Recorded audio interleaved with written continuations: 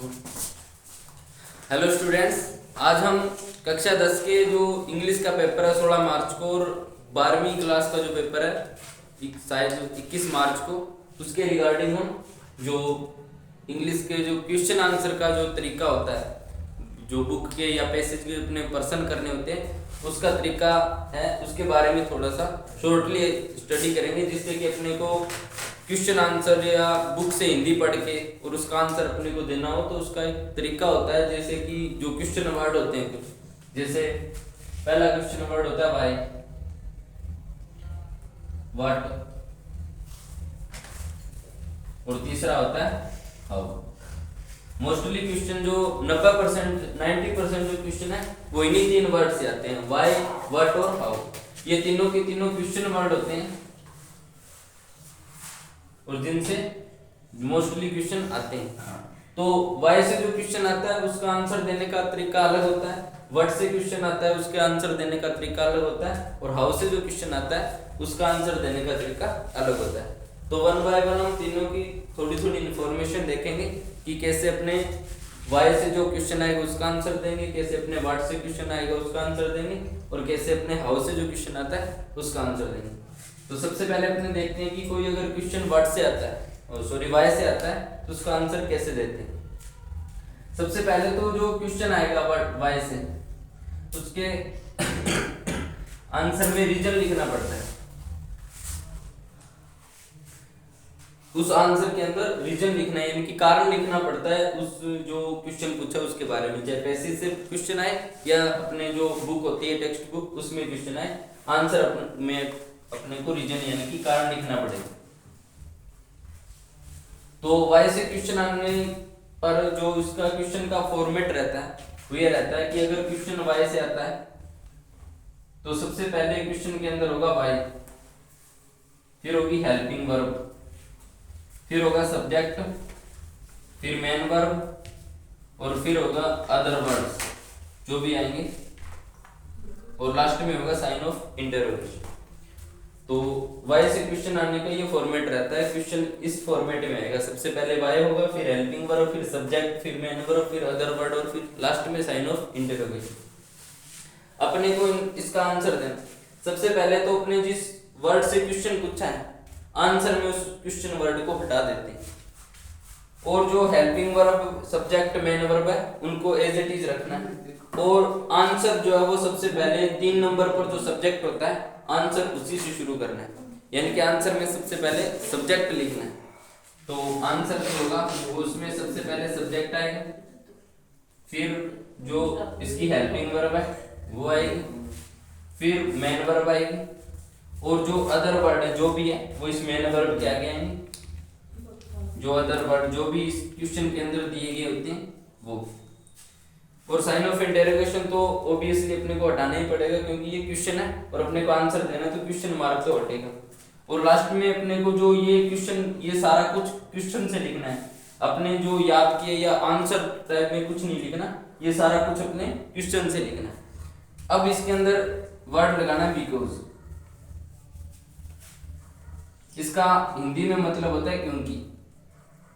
और अब इस क्वेश्चन का अपने को रीजन बताना है, जो भी अपने क्वेश्चन पूछा है उसका रीजन बताना है। अगर पैसेज में तो वहां से फाइंड करके बताते हैं, और अगर टेक्स्ट बुक से क्वेश्चन है तो वो जो याद है वो अपने इसके अंदर लिखते हैं।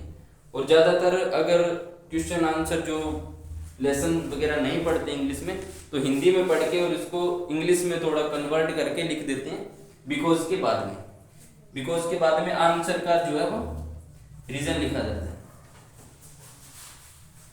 तो ये हुआ वाई से क्वेश्चन आंसर करने का मेथड। वाई से क्वेश्चन आएगा, सबसे पहले इस वाई को तो हटाना है, और आंसर हमेशा सब्जेक्ट से शुरू करना है। सबसे पहले सब्जेक्ट लिखना है, फिर जो हेल्पिंग वर्ब दी हुई थी, बस यहाँ पे ध्यान ये रखना है कि यहाँ पे हेल्पिंग वर्ब सब्जेक्ट वाइज आनी चाहिए, बाकी हेल्पिंग वर्ब का टेंस चेंज नहीं करना, क्योंकि जिस टेंस के अंदर क्वेश्चन आता है आंसर उसी टेंस का देना होता है।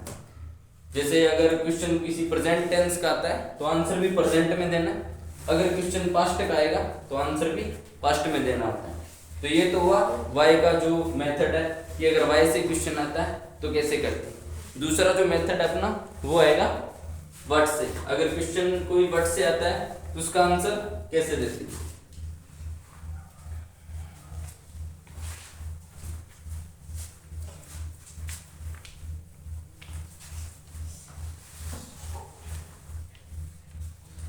दूसरा क्वेश्चन व्हाट आएगा, व्हाट, जिसका हिंदी में मतलब होता है। अब इसका जो आंसर है वो 3 तरीके से देना पड़ता है। जो क्वेश्चन आएगा उसका आंसर हम 3 तरीके से देते हैं। सबसे पहले तो पहला तरीका, इसका क्वेश्चन आने का फॉर्मेट रहता है। सबसे पहले होगा व्हाट, फिर होगी हेल्पिंग वर्ब, फिर सब्जेक्ट, फिर मेन वर्ब, फिर ऑब्जेक्ट या जो अदर वर्ड आएंगे जो भी है, और लास्ट में होगा साइन ऑफ इंटरोगेशन। अब सबसे पहले अपने इसका आंसर शुरू करें। अगर अपने पास 3 तरीके बताए, तीनों तरीकों में से पहला तरीका ये होता है कि अगर अपने पास जो डू मेन वर्ब है, जो डू वर्ड है वो एज ए मेन वर्ब है, यानी कि नंबर 4 पर मेन वर्ब होगी, 1 2 3 4 नंबर पर मेन वर्ब, और मेन वर्ब के रूप में डू आए, तो अपने यूज करना है ये तरीका। तो क्या करना है, देखो जैसे क्वेश्चन आता है what are you doing now, और लास्ट में आएगा साइन ऑफ इंटरोगेशन। ये क्वेश्चन आया what are you doing now, तो सबसे पहले व्हाट, 2 नंबर पर हेल्पिंग वर्ब, 3 नंबर पर सब्जेक्ट, और 4 नंबर पर आया डू वर्ब। ये एज ए मेन वर्ब है, ये ध्यान रखना, ये हेल्पिंग वर्ब नहीं है, ये यहाँ पे एज ए मेन वर्ब आई। तो अब इसका आंसर कैसे देना है, सबसे पहले अपने आंसर में सबसे पहले सब्जेक्ट लिखना है। जब अपने आंसर लिखेंगे तो सबसे पहले लिखना है सब्जेक्ट। सब्जेक्ट ये यू है, इसका प्रोनाउंसिएशन करना है, यानी कि इसके अंदर जो यू है वो सब्जेक्टिव रूप में। अब इसका जो पर्सन, जो फर्स्ट पर्सन सेकंड पर्सन, उस हिसाब से इसको चेंज करेंगे। जैसे यू है तो अपने क्वेश्चन किसी और से पूछा है, जैसे अपने को कोई क्वेश्चन पूछेगा कि what are you doing now, तो अपने उसका आंसर आई एम में देंगे, यानी कि हम देंगे कि I am reading now, teaching now, जो भी है, तो इसका आंसर आएगा आई। यानी कि सबसे पहले मेन बात ये है कि सबसे पहले आंसर में सब्जेक्ट लिखना, तो ये हो जाएगा आई। और जो इसकी वर्ब है, इस आई सब्जेक्ट के साथ हेल्पिंग वर्ब जो है वो इसी ग्रुप की, जैसे ये आर जो हेल्पिंग वर्ब है वो इजेमार ग्रुप की है, तो इस सब्जेक्ट के अनुसार इस ग्रुप में से ही हेल्पिंग वर्ब लगानी। तो आई के साथ हमेशा एम हेल्पिंग वर्ब आती है, तो ये हो जाएगा आई एम। अब 3 नंबर पर लगानी है अपने को मेन वर्ब, और ये वर्ड तो हटाना ही है अपने को, 3 नंबर पर आएगी मेन वर्ब। अब मेन वर्ब अपने पास डू है, डू के स्थान पर अपने को आंसर में जो उत्तर वाली क्रिया होती है, यानी कि जो आंसर की जो मेन वर्ब होती है वो लिखनी पड़ती है 3 नंबर पर। जैसे अपने इंग्लिश पढ़ा रहे हैं तो ये लिखेंगे आई एम टीचिंग, और ये लिखा है डूइंग नाउ, तो टीचिंग के आगे लाएंगे नाउ, और ये जो क्वेश्चन वर्ड है वो सॉरी क्वेश्चन जो मार्क है वो हटा दें, तो हो जाएगा आई एम टीचिंग नाउ, यानी कि मैं अभी पढ़ा रहा हूँ।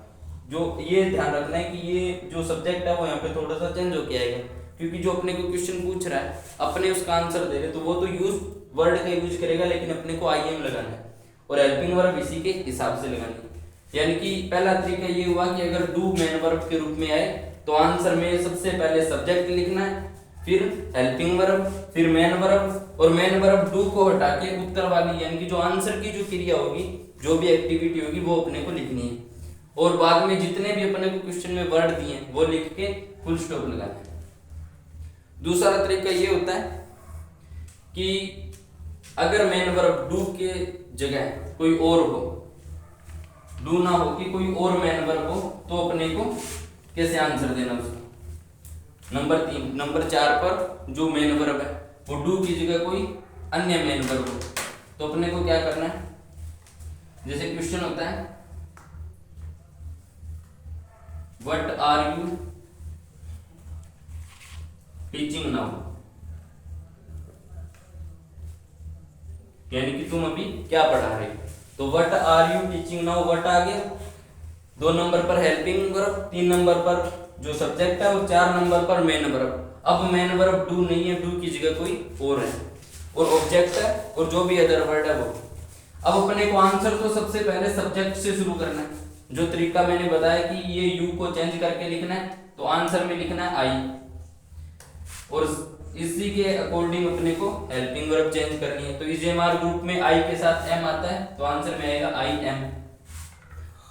अब इसका ऑब्जेक्ट लिखना होता है जब नंबर 4 पर मेन वर्ब कोई डू के स्थान पर या डू के अलावा कोई और हो, तो अपने को आंसर में ऑब्जेक्ट लिखना होता है। यानी कि ये पूछ रहा है कि what are you doing, what are you teaching now, यानी कि तुम अभी क्या पढ़ा रहे हो, तो अपने को ऑब्जेक्ट लिखना है।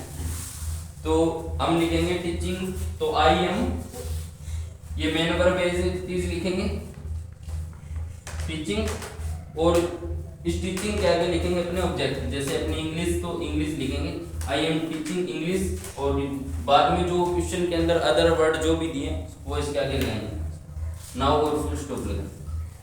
अब ये तो दो तरीके कि अगर पहला डू से है तो कैसे आंसर देना है, और अगर कोई डू की जगह कोई और मेन वर्ब है तो आंसर कैसे देना है। अब क्वेश्चन ये तो है ज्यादा से ज्यादा 20 वर्ड में आएगा क्वेश्चन। अगर इससे बड़ा क्वेश्चन आता है तो क्या करना है, मेथड यही रखना है, इसके आगे अपने को 3 या 4 अफर्मेटिव सेंटेंस लिखने। अफर्मेटिव सेंटेंस लिखने और उसी टेंस में लिखने है जिस टेंस में अपने को ये क्वेश्चन पूछ रहा है। जैसे प्रेजेंट में लिखना है तो प्रेजेंट के अफर्मेटिव सेंटेंस लिख देंगे 3 या 4, जिससे क्वेश्चन का जो आंसर है वो बड़ा हो जाएगा। तो ये तो 1 या 2 नंबर के लिए था।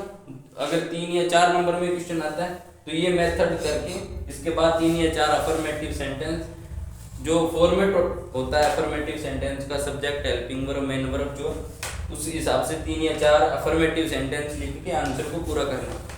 तो ये वाई वाला हो गया, बट वाला हो गया, लास्ट वाला जो रहा है वो है हाउ। तीसरा जो क्वेश्चन वर्ड है वो है हाउ। अगर क्वेश्चन हाउ से शुरू होता है तो उसका आंसर कैसे देना है।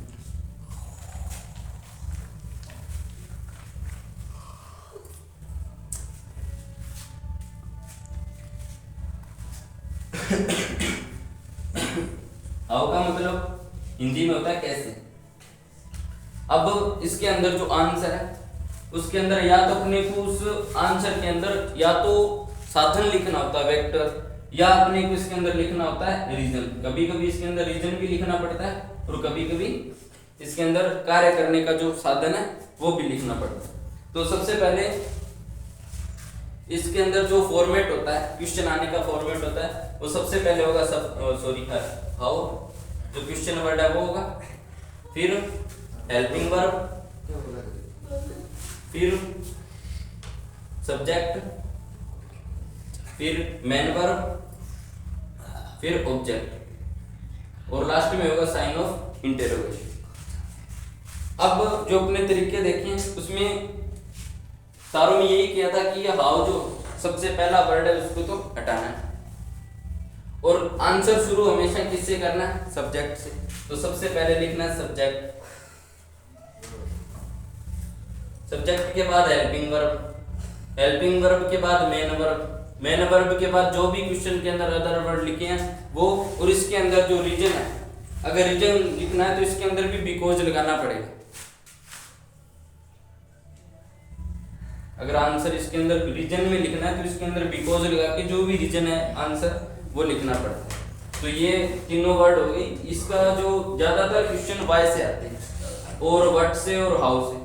तो मोस्टली जो एग्जाम के अंदर 90% जो क्वेश्चन है वो इन्हीं 3 वर्ड से आते हैं। तो ये मेथड हो गए वाई से, व्हाट से और हाउ से। तो उम्मीद आपको वीडियो पसंद आई होगी, और अगर इससे आगे की वीडियो हो आपको अगली वीडियोज में मिल जाएगी, जो आगे के वर्ड्स हैं उसके अंदर। Thank you very much.